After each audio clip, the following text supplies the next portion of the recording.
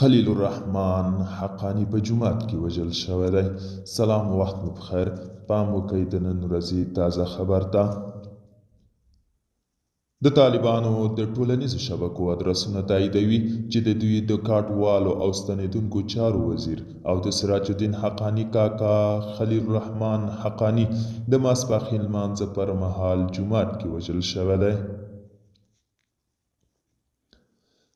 هغه به چې تل د ځان خوندیتوب لپاره ټوپک او مرمۍ له ځان سره ګرځولي او آن منبر ته به یې هم وړلي، لا معلومه نه ده چې په ځانمرګي برید کې وژل شوی او کله وړاندې په ځای شوي چاودېدونکو توکو کې.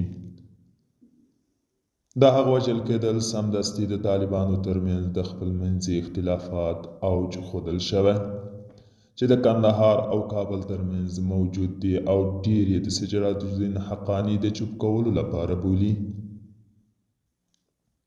د طالبانو اطلاعات او فرهنګ وزارت رسنیو ته په استولې اعلامیه کې ټینګار کړی چې خلیل الرحمن حقانی ته باید د شهادت کلمه وکاروي او له وژل کېدو کلمې ډډه وکړي.